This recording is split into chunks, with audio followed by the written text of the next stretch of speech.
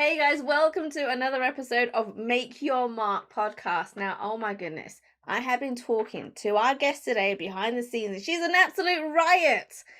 Her name is Tracy Gunn. She is a seasoned entrepreneur and founder of Get Exitable.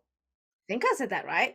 I sounded right, maybe. But is a company specializing in helping business owners exit their business on their own terms. Now, Mhm. drawing from her own experience of transforming her unsellable restaurant into an attractive acquisition in just 3 months, Tracy works with clients who have looked into exiting their business due to a loss of passion, retirement, or the desire to pursue new opportunities.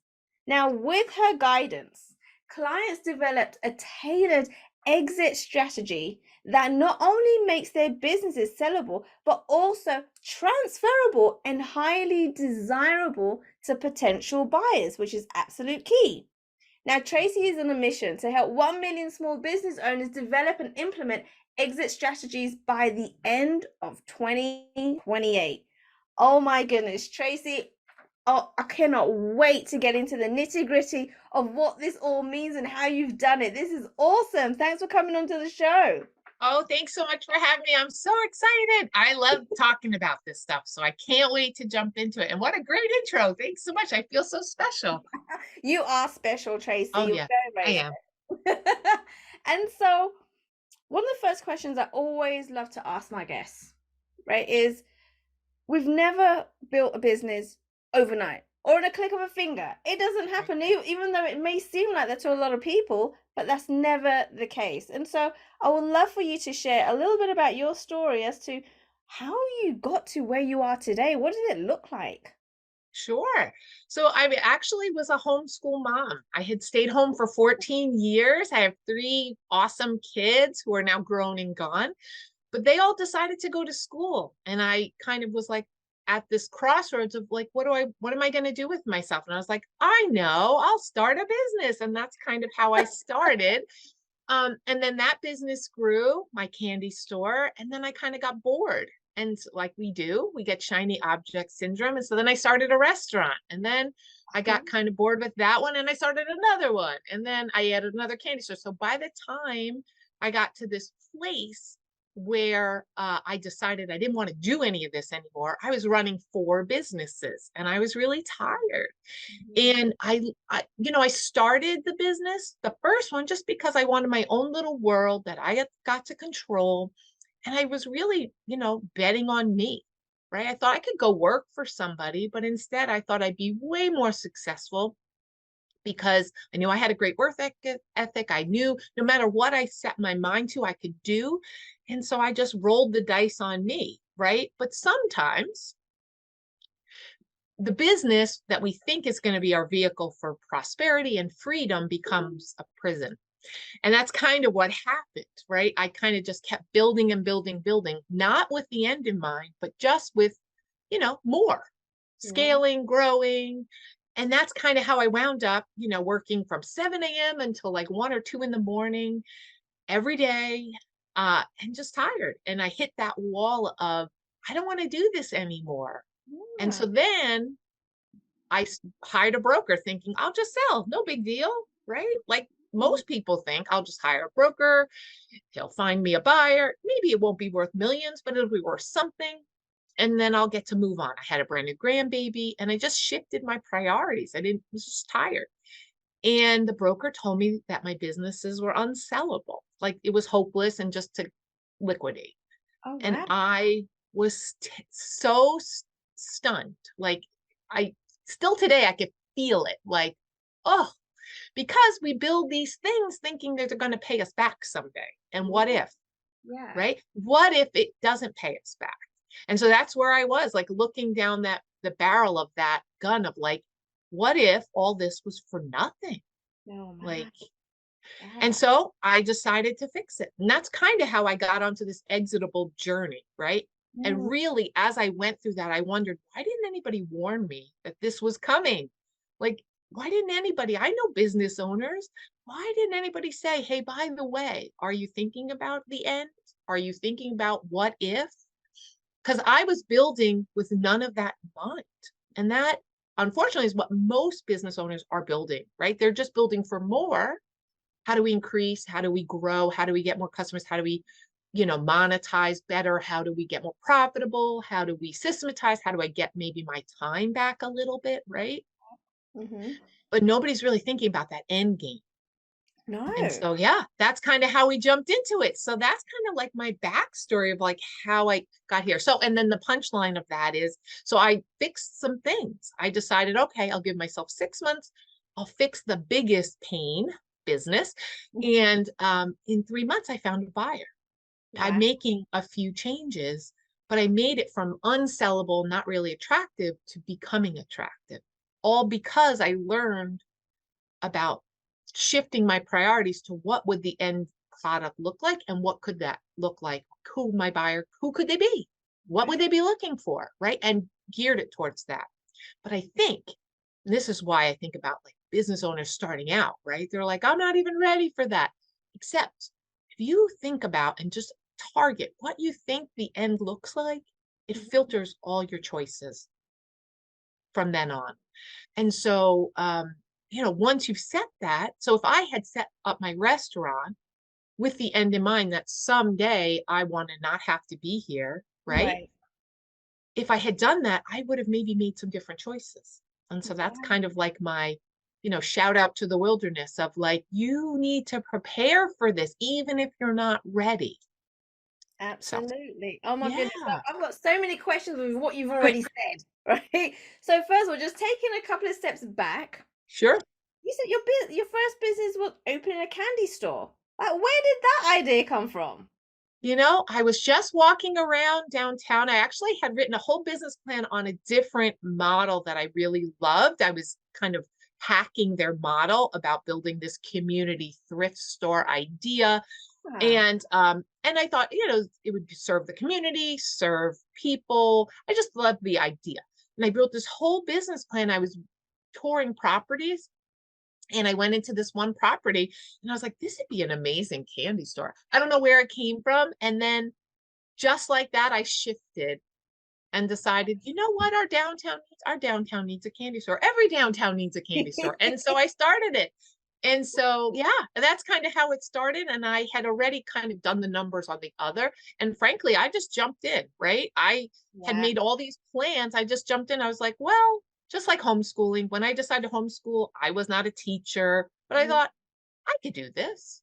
And if it doesn't work, it's not that huge. It's not a huge risk. I'm not investing millions of dollars. Like I'll take it month by month. And so that's kind of how I started. I was just figuring Wow. it out as I went and implementing and changing. Because Okay. again, I believed in me, right? Yes. That didn't Absolutely. mean I didn't have doubts, right? But I believed that I could figure it out. Yeah. And so that's kind of how I started. And, candy, that's the one business I actually still have is my candy store. Oh, Yeah, oh, I still have that part. I don't have to be there very much, but yeah, I love my candy store because it's happy. now, when you decided to build a candy store, I've got to ask this question. Did Sure. any of your friends or your family say, "Oh my goodness, Tracy, you're mad. Why would you want to do Mhm. that?" Yes, they all did because I'll tell you. So my ex-husband was in 9/11 and he was really going through a really hard time. So my kids decided to go to school, which was traumatic for me because like my purpose was gone. And Oh, then my husband at the time was really going through like a mental health crisis as a result of his time in 9/11 and just post-traumatic stuff. And so everything was exploding in my life. And I decided I had gone to some support groups just trying to get through and make sense of like this disaster zone that was my life. And I thought, I could keep going to these meetings and complaining and being frustrated, or I could actually go do something productive and make some lemonade from all this lemons. And yeah. that's kind of, they all thought I was extra crazy, not just to have a candy store, not just to start a business, but it was the timing with Right. everything blowing up around me. And that's actually my candy store is called Life is Sweet because I figured if I said it enough, I would remember that things would not always be hard, that it Right. would be good. And it is good, right? We just go through trials and tribulations and we go through our desert and then we come out on the other side. And sometimes those things are what make the whole, trip around the earth, around the sun worth it. And they make us into better people. And that's kind of what happened for me. But yeah, it came from being in a really bad place where like everything was in transition, and hard. Yeah. And Wow. yes, they thought I was crazy. And so I got to ask. So Sure. when you have people closest to you, because I know there's other people that go through this, I got to ask Oh this question, yeah. right? And they're telling you you're mad, you're insane, like this isn't going to work. How did you mentally and emotionally still keep pushing forward and carrying on with your dreams of building this candy store? Yeah. I mean, for me, it just was a matter of I could, right? I'm pretty practical. I think entrepreneurs in general are super optimistic people, right? And pretty driven. And the combination of those things really minimize for us the the struggle that we know is going to be there, but we don't focus on how hard it's going to be. We focus on how great it's going to be Mhm. once we get through it, right? And I think that's something we all have in common. Otherwise, we wouldn't do it, right? If we Right. didn't want more, if we didn't want to prove ourselves, if we weren't resilient enough to get through the hard stuff, right? Then we Mhm. wouldn't continue to be entrepreneurs or owners, because the first trial, you just would throw your hands up and quit, right? And you go back to working for somebody where you could have weekends off and not have to worry about those kind of things, Mhm. right? And so I just think we're made a certain way, and we kind of become purified in the fire of doing it, right? Right. And it never ends. So like for me, I had done all those things and I was like, sure, I'll open a restaurant. Then when I did that one, sure, I'll open another restaurant that's 6,500 square feet and seats 400. Sure, I can do this, right? We build on that belief in ourselves. So when the broker said it's not worth anything, it was devastating, but only for a few minutes, right? It wasn't forever, because we've built over time the resiliency of all the people saying it's not possible. In some ways, it's kind of like pouring kerosene on the fire of like, yeah, tell me it's not possible and I'll show you that it is, right? It's kind of like, I dare you. When they say no and it's not going to happen and this is crazy and you shouldn't do it, it kind of like inspires us to want to do it even more, Right. Yes. right? And not in a bad way, but like as in a, I know, like, because if we didn't really believe in it, we would just say, oh, yeah, you're right. And we would move on. But if we know that kernel of truth in us is like real and we believe, them doubting just fuels us even more. Oh, absolute. Oh my goodness. I'm so glad you said that because I feel the same way, right? When Mm, people doubt me or say you can't do it or they don't believe in me, it gives me a fire up my ass and I'm like, I'm gonna show mhm. you. I'm Oh, gonna yeah. Prove it. The yeah. same thing. I mean, when I homeschooled, I didn't know that I knew I wouldn't be perfect, right? Because I'm not perfect. But Hmm. I knew that I could figure it out, and nobody cared about my kids more than I did, Yeah, right? So for me, the combination of that, I was like, I could do this. I totally absolutely. could do this, right? And the same for that. So that by doing that, and you don't get a report card with homeschooling. I'm just going to say that out loud, right? It feels sometimes like a fruitless endeavor, right? Nobody's thanking you. Like no paycheck, no report Right. card for you. But, 20, 30 years later, you see the results, right? I've got a doctor. I have one who graduated with a math degree, and I've got one who graduated in safety, right? So I've got three college graduates. I didn't do too bad, but sometimes you have Yeah. to wait for that report card. And in some ways, selling your business is your ultimate report card. Like, how did you do? Right? Because when you're in it, you're getting paid. Hopefully, you're making some money, you have some freedom, right? All the things you'd hope for. But your final report card is really like nobody really wants to go out of business. Nobody really wants to just have a retirement sale. Most of us want that ultimate, like, I did that. Yeah. I built that. I endured that. I exited that. And I sold and I got paid for all that work, right? That's what I wanted. I mean, and I think, the being able to get it is possible, just has to be planned and executed to make it happen. Absolutely, absolutely. I love it. I love it, Tracy. Now, talking about building a business to exit, Mm. right? Now, Mhm. people are probably going to be thinking, well, when you build a business, you're not thinking about exiting it, right? You're thinking Mhm. about building and scaling it. Like, why would you want to even think about that in the beginning? Right. Exactly. I mean, that's true. But here's the thing, like I use this analogy a lot when we teach, is that like if you are going, like let's say you were just going to get in your car and you're going to drive west from like New York and you were heading for California. Hmm. You didn't have a specific destination in mind. You could wind up in Florida, you could wind up in Chicago, you could wind up in Alaska. Like west is west. Like it could be, but when you have a target that you're aiming for, right? It gives you a filter by which everything is weighed against, right? And then you can change the filter, right? So let's just say someday I'd like to build this business and I want it to pay me back. And eventually I'll probably want to sell. Just knowing that shifts a little bit how you build it. Because if you're building knowing that you want to be able to sell it, that means you want to be able to take it, hand it to somebody, and have it not fall apart, right?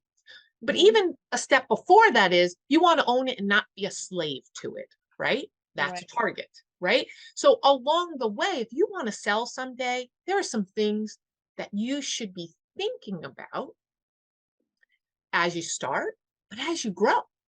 Like as you bring in new people, it's about having systems in place, right? Right. It's about not creating your own prison, right? But actually creating a business that gives you the freedom you hoped for when you started it. But if you don't work towards that, right? If it doesn't become, some business owners, they start and they just want to be and prove it works. And then when they get in that place and they feel a little bit comfortable, now they think, oh, well, maybe we want to grow, or maybe I want more time, right? Maybe I want to make more, work less, right? But that becomes their next target. So Mm. they've like gotten through the first stage, right, of starting it. Is it going to work? And figuring out how to make it work. Now, once they make it work, they either want to do more in scale or they want to kind of continue it, but have more time and Right. freedom, right? So, but we're always setting targets. It's just really about thinking about where do you want to be in the long run, right? And most of us, we have children, we decide, okay, we probably don't want those children to live with us forever, Right. right? So we have a long-term goal is, which gets us through the hard times of teaching them how to become responsible, independent people. Right. Hmm. It's no different in your business, right? If eventually you don't want to have to run it all the time, you're setting up that goal, whether it's on purpose or not. Inevitably, you're trying to work yourself out of it, right? Instead of making it harder for yourself, right? We hire people or we buy software to set us free from some of the things we don't want to have to do, right? It's the same thing. But somehow, I 100% believe that if you have the end in mind, which is I want to sell someday, that will filter a lot of the choices. Excuse me. That will filter a lot of the choices that you make along the way, right? Now, if I had been thinking, oh, I want to be able to, for me, my exit point was I was tired. I had a new grandbaby and I was stuck in the businesses. Not 100% because I couldn't have run all four if any of them were not running independent, like the candy store. That's my easiest one. I had gotten to a place where it was just running itself. I Right. wasn't needed anymore. So I wanted something new. That's why I started my first restaurant. And then once I did that, I saw this opportunity and then I did the next thing, right? Because it was kind of the systems were in place, Yeah. and then I moved to the next one, right? But the goal was to set me up for freedom always. It was always to work myself out of it. But Right. not everybody starts their businesses with that in mind. Right. Exactly. And so I guess my next question is, what kind of things should we be looking out for, right? If we don't know what the future's gonna be like, right? We don't know what's Right. gonna be around the corner, where we're gonna be at. and things change. Our Mhm. minds change all the time, and so as we're building this business and we're not thinking about the exit strategy, but you want to prepare for it just in case, because you never know. What kind of things do we need to be thinking about right now to prepare for that if it ever happens? So I usually have a couple things that I share. So number one is just set a goal, even if it's just for this year. How many of us, me included, don't set our goal for the year? More is not a goal, Hmm. right? How many of us set the budget for the year? We all plan to, most don't, right? How many of us set a target for the year or 2 years or 3 years and actually set quarterly goals? Again, what happens is we get busy, Yes. right? And we're in it and we're running it. And often it's running us. And so the intention is there, right? Because if you don't know what you're aiming for, how do you know if you hit it?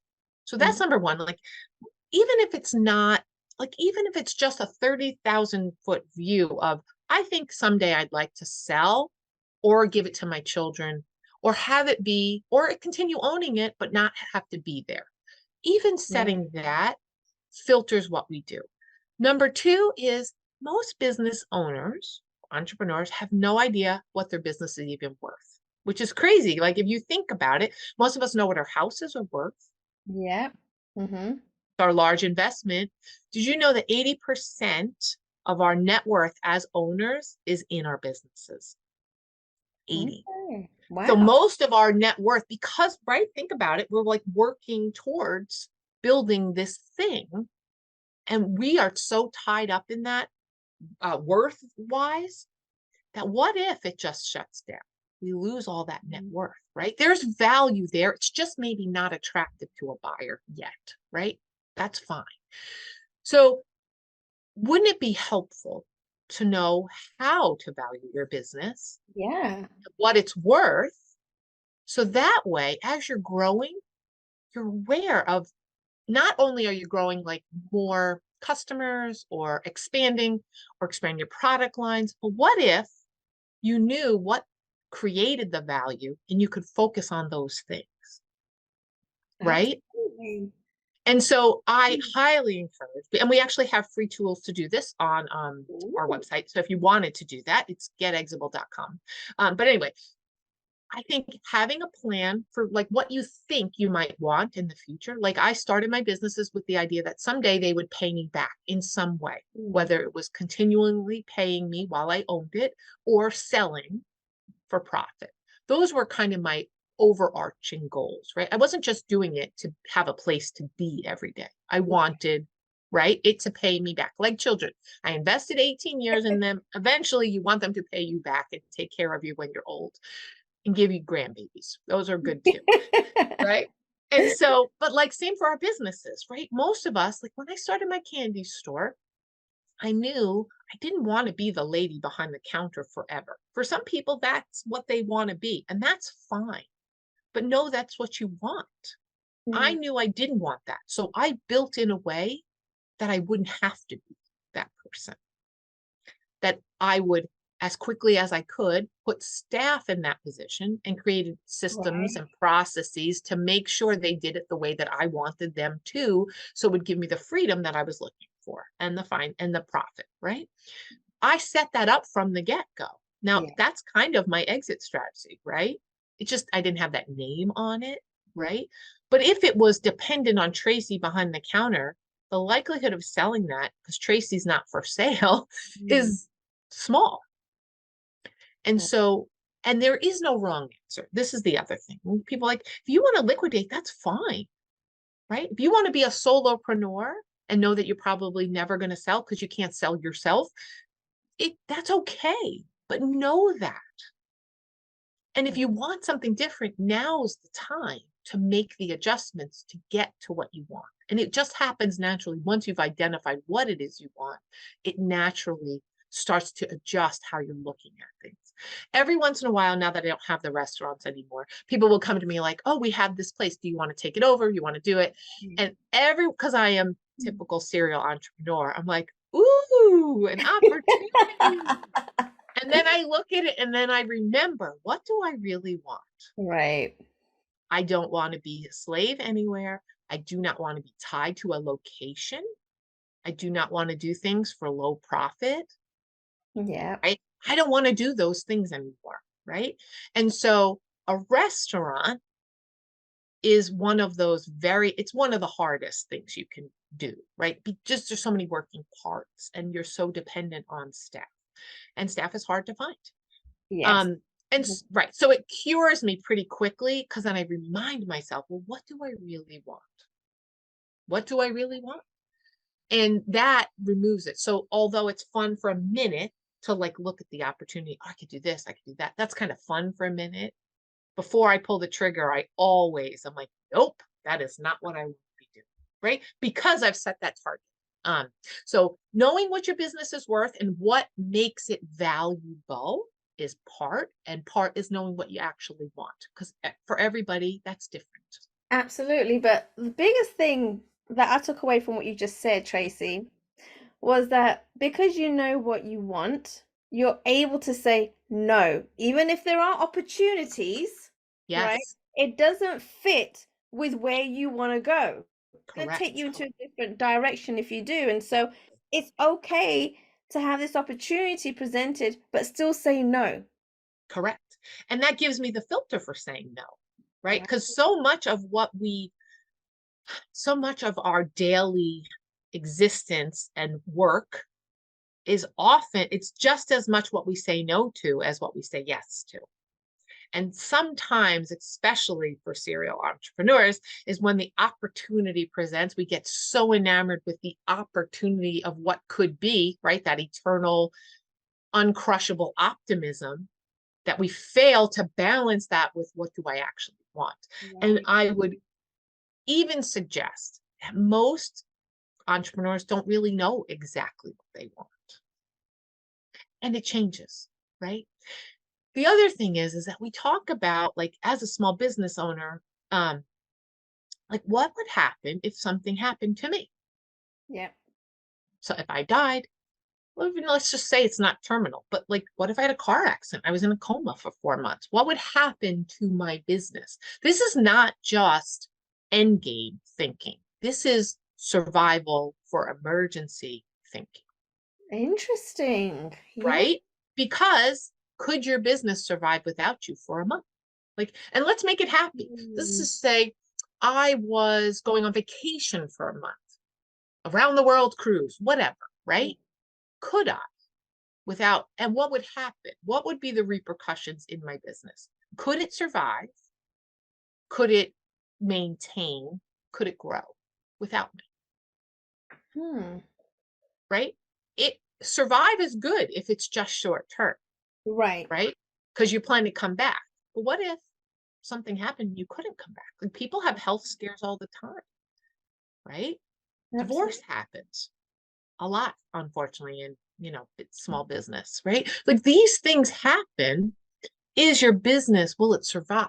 Will your family, who's dependent on that business, be able to run it or Right. not? Right? Mhm. Like, these are things, these are not just end game thinking, right? It's survival thinking. Right. Wow. So, and those are things that I didn't think about Yeah. running four of them. And I'll be honest, most of the people we meet with, help, didn't think about it either. And it's not because they're just busy running their businesses, Absolutely. Absolutely. you And I know? think when you're thinking about running or building a business and you're young, Yeah, right, you think you've got all the time in the world, yes, we do. right? And you Yeah, don't think about what, you can step out and get knocked down, yeah, right?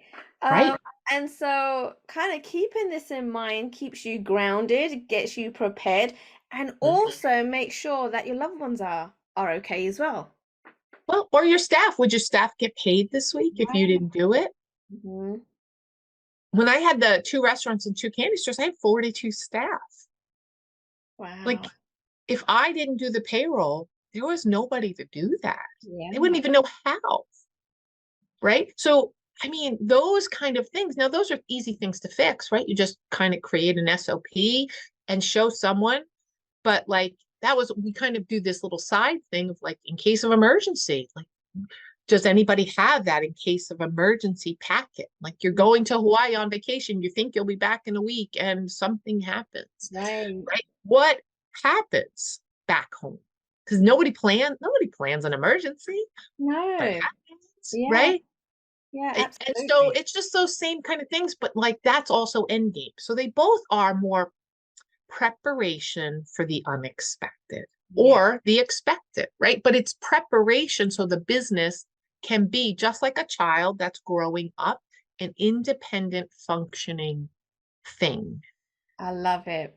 I love it. I love it. Now, Tracy, I know at this point people are thinking, oh my goodness, okay, I need to speak with Tracy. I need her for my business, right? So, Yeah. where can they go to connect with you and to learn more about you? Oh, well, we would love that. So getexitable.com is the easiest place because we have some free training on there. Like you can do a free valuation of your business, like understand and explain. Not only does it do, it's like a calculator, but it walks you through what the terminology is. So you don't feel like, what does that mean? Right. And it helps you put the numbers in and tweak things. So I love that. We have a test that will tell you how sellable you are right now. So it's just a 2-minute quiz, right? Gives you those ideas. But we also do some free classes, like we do a free 2-hour class that kind of tells you what it's like to sell. Why did you know that only 1 in 10 businesses actually sell? Like it's a really abysmal number. Wow. Only by learning that I was not sellable did I learn like that most businesses aren't sellable. And it's for a lot of reasons, but there's not enough buyers out there. But also most businesses are not transferable because we're in them. We're working in them, right? And so those kind of things. So we do a class teaching people how to go from being completely in prison a little bit, right? To set themselves free, to get themselves out and how to do that. And that's what we do on our free class that we do. We usually do it every week or two. So there you can sign up for that there too. So, but I would like, again, shoot me an email. I'm on all the socials, but like I love talking about this because I think small business owners are like the superheroes of our economy. Like they bring value to their community. They created something from nothing. They are hardworking and they deserve to get the exit they want. And it just takes a little design and implementation, but they can get there. So if a broker ever says it's not worth it, don't listen to them. Awesome. Oh my goodness, guys. Listen, you need to speak to Tracy. Reach out to her. Have a look at those downloadables, those freebies. So generous of you, Tracy. Thank you so much. Like, Yeah. go and connect with us. See if you can find out what the gaps are, how to actually, get over them, and see if Tracy can help you. In fact, I know she can help you. So go and connect with her right now. Tracy, thank you so much for coming onto the show. So many golden nuggets in such a short amount of time. I love it. I thank you so much. I hope everybody just takes a little golden nugget from there and does something and use my free stuff. But if not, just do something because you are important to our economy and our community and to your family. And it's important to do these things to protect them and yourself. Absolutely. Absolutely. I love it. Once again, thank you. Tracy. Thanks so much. It was a pleasure. Anytime.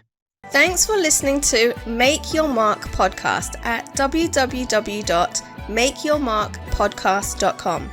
Make sure you hit that subscribe button so you get this and every other episode that comes out. We have lots of great stuff coming, so make sure you hit subscribe so you don't miss it.